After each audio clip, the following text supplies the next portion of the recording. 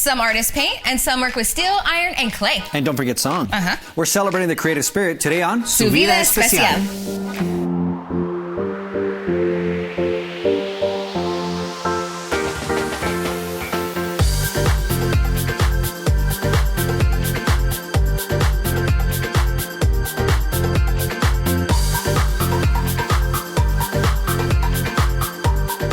Hi, I'm J.R. Cardenas. Hola, I'm Vanessa Ramirez. Welcome to Su Vida Especial. You know, it's no secret, some people are way more creative than others. And today, we're celebrating some amazing artists and the creative spirits that guide them. And we're better to celebrate creativity than surrounded by stunning works of art right here at Xanadu Gallery.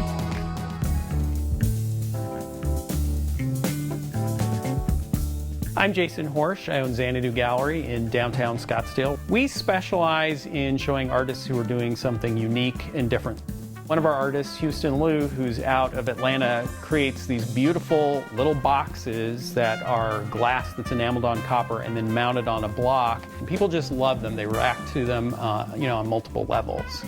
One of our newest artists, Leonardo, is out of California, and he's reproducing maps and old advertisements on cardstock, hand cutting them, and then layering them into a three-dimensional composition. My dad started painting before I was even born, and he very quickly fell in love with art. He had a creative spirit, loved capturing the landscape, primarily in Idaho where he was living at the time. So I grew up in a household that was always full of art. One of my younger sisters, Shalise, has always been interested in art, but really started painting seriously several years ago. I had a very unique childhood, and several years ago, as I was telling the story of my childhood to some friends, one of them suggested, hey, you ought to write a book. The idea stuck, and over the next several months, I started jotting down some ideas. The next thing I knew, this book was kind of flowing out of me. So in addition to being a creative, very talented artist, my father, as many artists do, had some unique views of the world and a unique approach to life. And so growing up, I had a lot of very unusual experiences. My dad decided to build a large geodesic dome in Idaho. My brothers and sisters and I didn't go to public schools. We were homeschooled. We would travel to art shows and openings. We would go to museums. It was basically a huge love of art was instilled in all of us through those experiences. So in a lot of ways, my book is a tribute to the amazing things that they have done for our family and for my dad's art and in the community. I do feel like my entire life was leading towards owning a gallery. The experiences that I had being around artists, my father and his friends, and the other artists that we met through shows and gallery openings. It's just a very gratifying experience to be in the gallery business. Jason is using his creativity to curate this wonderful gallery and help other artists succeed. And that's a wonderful use of his talents. When we come back, we'll meet two artists whose work you may see cruising down the street. We'll be back with more Su Vida Especial right after this. Rolling with the homies. Where's that from, Jer? Su Vida is brought to you by Chicanos por la Causa. Join the cause for change. Hey, welcome back to Su Vida Especial. Today we're at Xanadu Gallery and we're celebrating some amazing artists and the creative spirits that drive them. In addition to paintings, you can see a variety of sculptures here, some of which are crafted from bronze and steel and are very, very cool. Yeah, our next two artists also work with metal, but on a bigger scale. Yeah, don't do that. Don't do that. You're going to break something. There's a lot of hanging on the wall. Hey, if I break it, you buy it.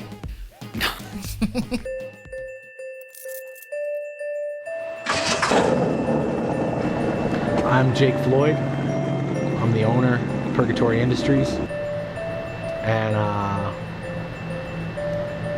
love cars.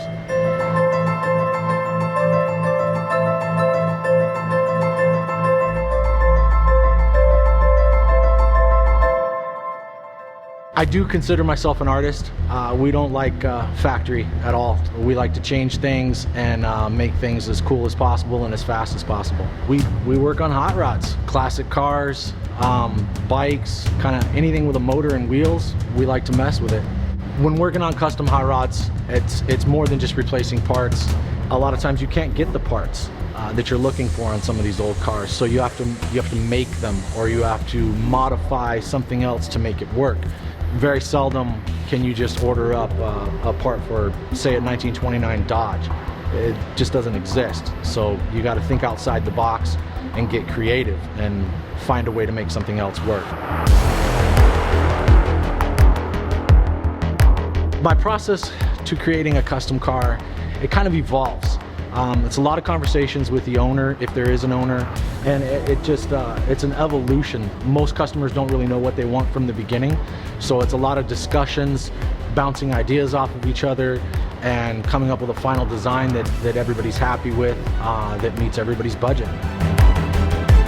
Making something by hand from nothing feels pretty amazing. Taking raw sheet metal, forming it, stretching it, bending it, shaping it into what we're looking for is instant gratification when you see that part on the car and you see that car customized the way that you had it visioned in your head.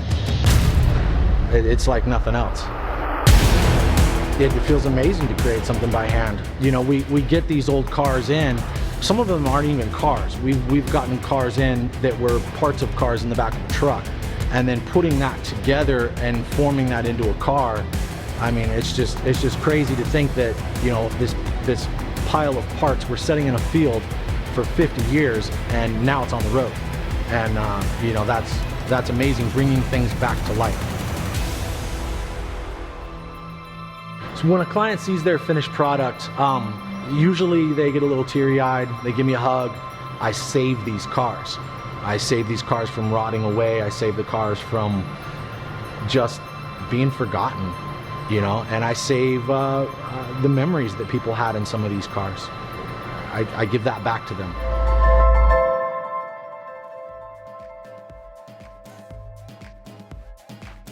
Those cars are definitely works of art, and I like the fact that it's a collaborative effort, and the end result is the work of many talented hands. Yep, just like those. I can see myself driving in one of those beauties, and I can also see myself taking home this tailgate bench with this beautiful setup. It'd go great in my backyard. You do need some color in your backyard. I've been there. I sure do, right? All right, this next artist also works with cars, and his artwork is simply amazing. Just like this. Take a look.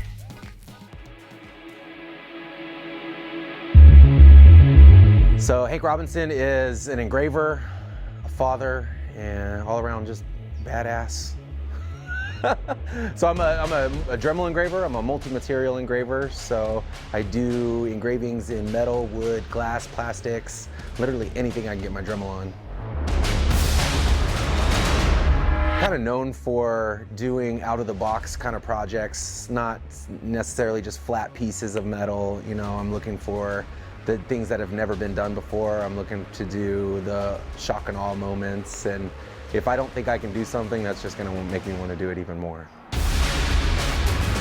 So Hanro Studios came about in 2012. I love it so much. I enjoyed being in the garage engraving things more than the actual job that I had, which was welding at the time. I decided one day that this is what I wanted to pursue, this is what I wanted to accomplish in life, and I gave up everything and just started engraving full time. I create anything and everything. I'm really known for, in the automotive world, for different aftermarket parts, doing full body engravings on cars and trucks. I do a lot of instruments. We do Yeti cups, business signs. It literally can be anything and everything. So my favorite things to engrave actually are memorial pieces, but I just really feel a sense of accomplishment when I can give, you know, a family that's already gone through so much, I can give them something to remember their son or daughter or their mother, kind of, you know, obviously whoever it is, kind of give them the forever lasting piece that they're gonna hold on to. Like, it just means a lot to me. Anything that I do with military, you know, obviously I gave 10 years of my life to that, and we've bled and been to war with, you know what I mean, brothers of mine, and we've also lost guys too, so I definitely can relate on the emotional factor, and I know that what I'm doing for those memorials means so much more than just engraving a piece of metal. You see the happiness in their eyes, but you also see the sadness as well, and I think it's an awesome thing that, you know, art can do that, you know, change your emotions like that. If you have it, not even necessarily with engraving, but if you have some sort of creative thought in your mind process somehow, someday, act on it. It feels so gratifying to actually do something with your own two hands. I mean, do stuff with your kids. I mean, that's the only thing I could really say. It may not be engraving, it may not be painting, but just get up and do something out of the box that doesn't involve your two thumbs and a cell phone. It's an awesome world we live out.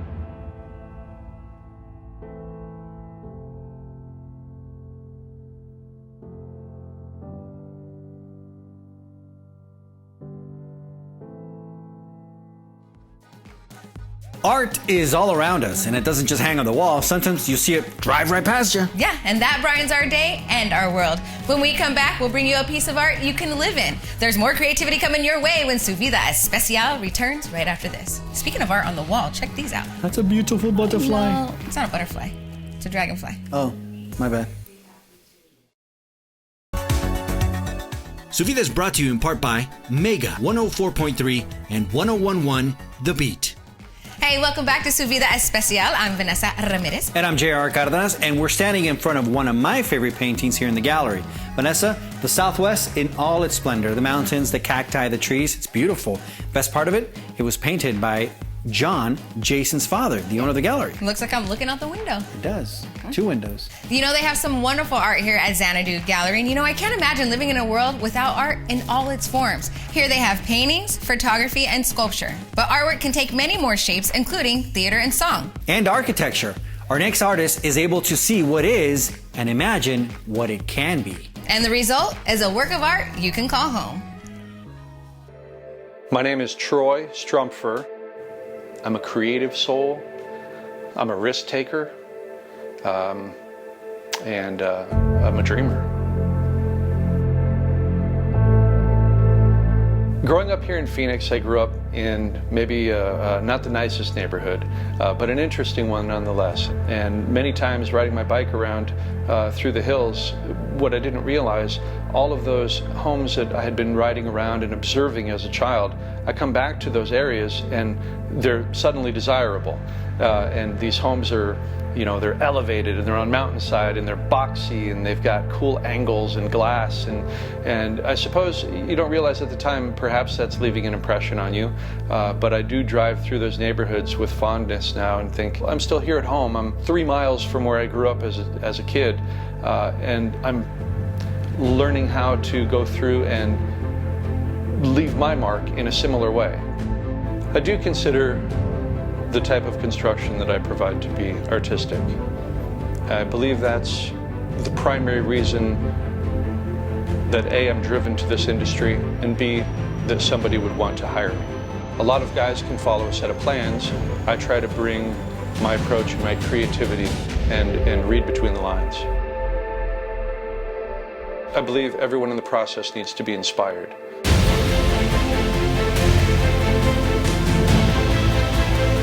I find inspiration in challenging myself to create something where we can all become inspired about what we're trying to achieve.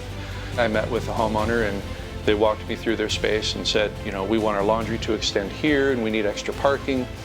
And on the one hand, I'm listening, and on the other hand, I'm really sort of developing my own feel for the space. And I'll go home that same evening and just try to get everything out. I'll start sketching, I'll open up some floor plan programs that I use and try to grab that original inspiration and put something on paper so that we can all get energized about what we're trying to achieve.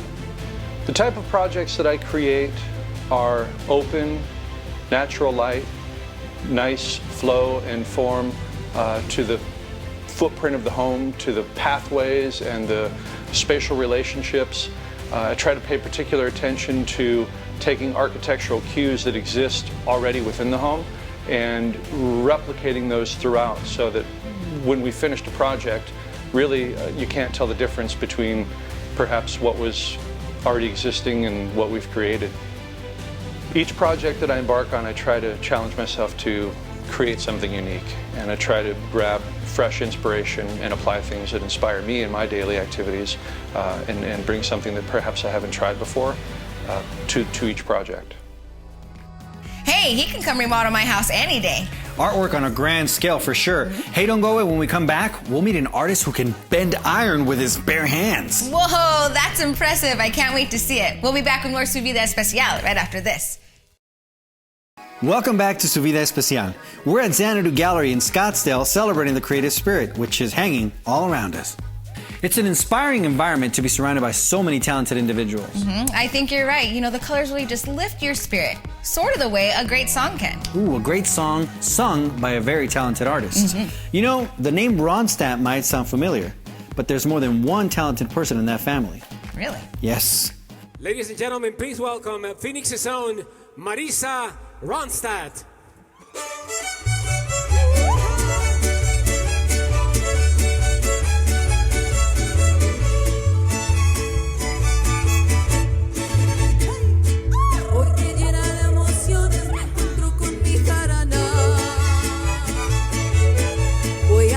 You know, I've always been drawn to mariachi. It's been a part of my life. It's in my blood. And I remember being little and just fascinated with the way the music made me feel.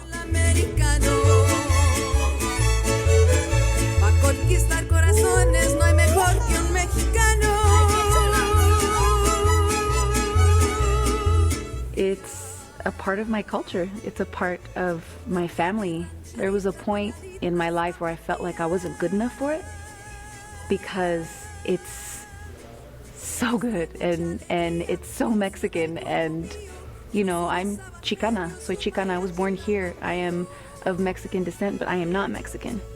So it's this, like, you know, people like me, girls like me, we teeter on this where do we belong kind of thing. Tonight I'm going to be backed by an all-female mariachi, which is phenomenal, you know, to be in this day and age, to be able to be in such a male-dominant genre of music and to have all women on stage. Like, it's pretty powerful. The mariachi is called Las Colibri. The director of the mariachi, her name is Susie Garcia, and she's actually pretty instrumental as far as why I'm here. She's the person that kind of sat me down 2 years ago and was like, hey, it's time. You gotta start singing mariachi again. And she gave me the nudge that I needed to believe in myself as much as she and my dad and my family believed in me. The second song is one of my favorites, Por un Amor.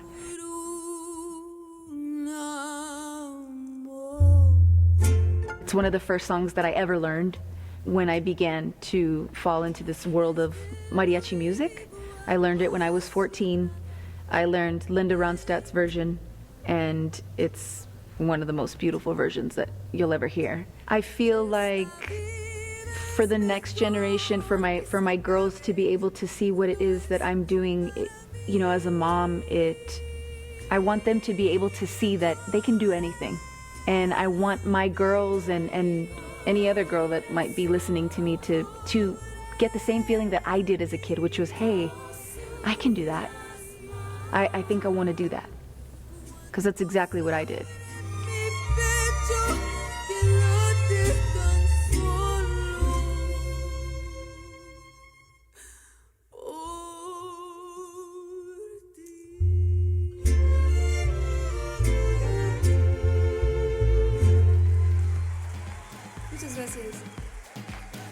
Song is the oldest form of expression. And our next artist is employed in what may be one of the oldest forms of art.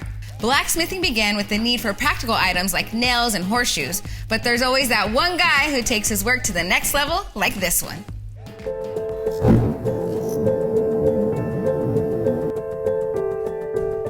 My name is Peter Seven, and I am an artisan blacksmith. I produce hand-forged ironwork of all kinds, from small items like nails and belt buckles up to big gates. And I use traditional tools for the most part, and have a wide variety of work I've done. I got into the craft because I decided I wanted to do some work with my hands, and I had a good friend in New Mexico who had taken this up. and became very interested in this. I found I was very fortunate in meeting an older man who helped me along quite a bit, kind of pointed the way for me, helped me start this shop. Most of my tools over the years I've made. Some of the major machines I use, my hammers, my tongs, all my punches and chisels I've made myself. The tool that you use the most in a blacksmith shop is the anvil. It's pretty much the center of the work. I like using my hand hammers more than anything. And most of them are 30 years old, so to make something that far back and for it to be so well made, and the fact that I use it every day is really one of the reasons why I got into this craft. Well, the things I create most regularly are fireplace screens, table bases, door hardware, gates, railings, and very small items from nails up to belt buckles. A lot of my work comes from clients, and generally it starts out with an idea, something they want. I try to find out if they have any ideas about what they want. I'll do some very simple sketches for them, and generally that's just about all I need to do. They'll say yes or no, or I would like it to be more like this or more like that. And eventually we decide how it's going to be done. I start and I lay it out full size generally. Right now I'm working on a door to a house. It's a glass door. I'll probably have more than 200 hours in it. I've done other jobs that were more than that, and I have some jobs that only take me a day or so to do. I get great satisfaction out of working with your hands. I think that's something anyone would get satisfaction out of. And just generally working hard, you feel really good when you go home at the end of the day. I would say the best part of what I do is when I'm coming down the home stretch and I finish the job. And a lot of times I'll look at it and I'm not too sure that I've done it right, but generally, maybe even years down the road, I'll look at it and think, boy, that turned out pretty good. I hope we've inspired you to try a hand at something creative. Yes, you know, you can make a special dinner, arrange some beautiful flowers in a vase, or even use some finger paints. And if you're looking for beautiful art for your walls, come on down to Xanadu Gallery in Scottsdale. We want to thank Jason and Carrie Horsch for allowing us to be here, for telling us their story, and lending us their space. There's some beautiful pieces of artwork in here, so definitely come check it out. Mine. We'll see you next time on the next Su Vida Especial. Hey, do you think I can take home that tailgate? You got to pay for it first. I think it's probably a lot of money. You can afford it. It's you, Vanessa.